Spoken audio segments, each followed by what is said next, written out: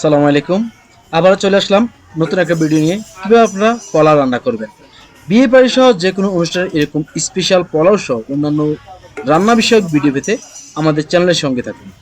প্রথমে 300 লিটার একটা সসপ্যান বসিয়ে দিলাম।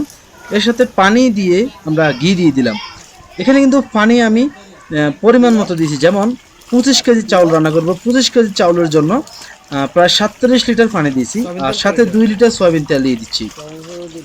তো সয়াবিন তেল দেওয়া হয়ে গেছে, আর পানিটা একটু গরম হওয়ার পরে কিন্তু আপনারা এগুলো দিবেন। এর সাথে লবণ দিয়ে দিলাম প্রায় 3 মুঠ। আপনি আপনার পরিমাণ মতো লবণটা দিবেন। এবার এর সাথে কাঁচামরিচ দিয়ে দেবো 100 গ্রাম।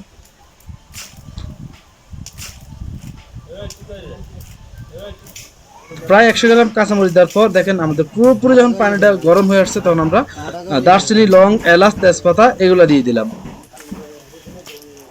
অনেকে বলবেন যে এত তেল এবং এত ঘি দেয় কেন? আসলে পোলাওর সাথে এতটা না দিলে কিন্তু পরিমাণ মতো আর কি, যে পরিমাণ মতো না দিলে আপনার টেস্ট হবে না এবং জর্জরা হবে না। এবার দিয়ে দিলাম আধা কেজি গুঁড়ো দুধ। আপনারা যদি গুঁড়ো দুধ না দিয়ে লিকুইড দুধ দেন তাহলে কিন্তু পরিমাণে অনুযায়ী কম দিতে হবে, মানে পানিটা কম দিতে হবে। এবার এর সাথে আমরা চাউল দিয়ে দেবো। এখানে আমরা 25 কেজি চাউল আগে থেকে ধুয়ে রাখছি, এখন শুধু বাস দিয়ে দেবো। ধুয়ে রাখার পর পানিটা ঝরিয়ে নিয়েছি। 25 কেজি চাউল আমরা মাফা।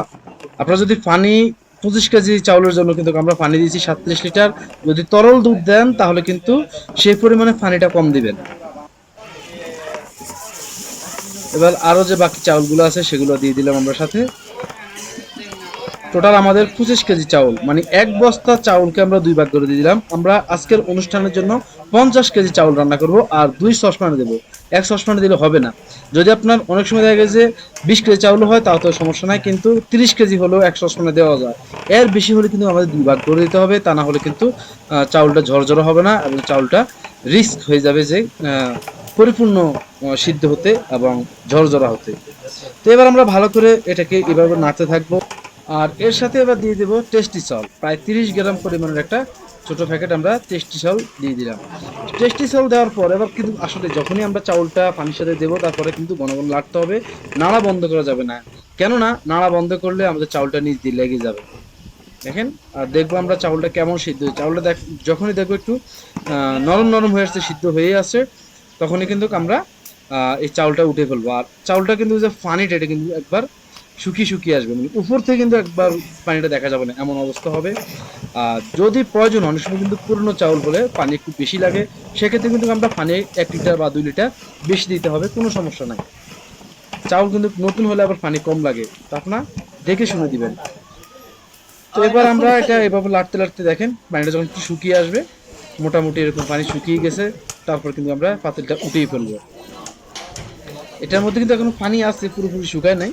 আমরা উপরে উঠিয়ে যখন দম দেব তখন পানিটা শুকিয়ে যাবে। আর যেহেতু আমাদের পোলাও লাস্টে আমরা রান্না করেছি, সেজন্য কিন্তু আমরা আগুনটা কমিয়ে দেব, কয়লা দিয়ে দেব উপরে। তো প্রথমে আমরা চুলা থেকে পাতিলটা নামিয়ে নিচ্ছি।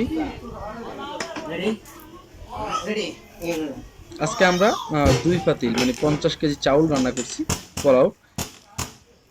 এবার আমরা ভালো করে আটকে দিলাম। এরপরে এর সাথে এবার আমরা কয়লা দিয়ে দেবো উপরে। যদি আপনার সন্দেহ লাগে, যেহেতু আমাদের আজকে প্রচণ্ড তাপমাত্রা, সেজন্য কিন্তু আমাদের নিচ দিয়ে কয়লা দেওয়ার প্রয়োজন হবে না। যদি আবহাওয়া ঠান্ডা থাকে তাহলে কিন্তু আমাদের নিচ দিয়ে কয়লা দিতে হবে। তো যেহেতু আবহাওয়া গরম তাই দেবো না, আমরা জাস্ট উপরে এভাবে কয়লা দিয়ে দেবো। খনখনা আগুনের যে কয়লাটা, গরম কয়লা, এই কয়লাটা উপরে দিয়ে দিলে উপরের যে পানিটা, ভিতরে যে পানিটা এবং উপরের যে চাউলটা, এটা সম্পূর্ণ সিদ্ধ হয়ে যাবে। দেখেন আমাদের পুরোপুরি সিদ্ধ হয়ে গেছে, মানে আমরা দম দেওয়ার 30 মিনিট পর ঢাকনা খুললাম। খোলার পর 200 গ্রাম পরিমাণ কিশমিশ আর ছোট 1 বোতল বা একটা ক্যান আমরা মটরশুঁটি দিয়ে দিলাম। মানে পুরোটা দেবো না, আমরা পুরোগুলো মিক্স করে কিছুটা রেখে দেবো উপরে দেওয়ার জন্য। এগুলো আমরা মিক্স করে দেবো চাউলের সাথে। দেখেন কিশমিশ এবং মটরশুঁটি, চাউলটা কিন্তু মাশাল্লাহ বেশ সুন্দর হয়েছে। চাউলটা একটু পুরনো চাউল, তাই অনেক সুন্দর হয়েছে। পুরনো চাউল দিয়ে কিন্তু ভাতটা বা পোলাওটা অনেক সুন্দর হয়। এভাবে আমরা ভালো করে এবার এটাকে মিক্স করে দেব। মিক্স করে দেওয়ার পর আমরা বাকি যেই মশলাটা, মানে কিশমিশ, মটরশুঁটি এবং গাজর কুচি, এগুলো দিয়ে দেবো। দেখেন এইভাবে আমরা ভালো করে নেড়ে দেবো, একবার পুরোপুরি মিক্স করে দেবো। আর উপরে যেই কিছু অংশ, উপরে যে পাতলা করে কিছু অংশ থাকে, চাউল সিদ্ধ হয় না, সেটা কিন্তু এভাবে নেড়ে দেওয়ার পর ওই চাউলটা নিচে চলে যাবে আর পুরোপুরি সিদ্ধ হয়ে যাবে। দেখেন এবার আমরা সমান করে দিলাম। এর সাথে আমরা উপরে আবার গাজর ছিটিয়ে দেবো। গাজর কুচি করে নিচে আগে থেকেই কুচি করা গাজরটাকে আমরা উপরে দিয়ে দেবো। এটা সুন্দর জন্য, এর কালার অনেক সুন্দর হবে, খেতেও টেস্ট লাগবে এবং দেখতে সুন্দর হবে। আর সাথে যে বাকি থাকা মানে কিছু যে আমরা কিশমিশ এবং মটরশুঁটি রেখে দিলাম সেটা দিয়ে দিলাম। আশা করি এভাবে আপনারা রান্না করতে পারবেন। আর যে কোনো অনুষ্ঠানে রান্না করতে আমাদের ডিসক্রিপশনে দেওয়া নাম্বারে যোগাযোগ করুন।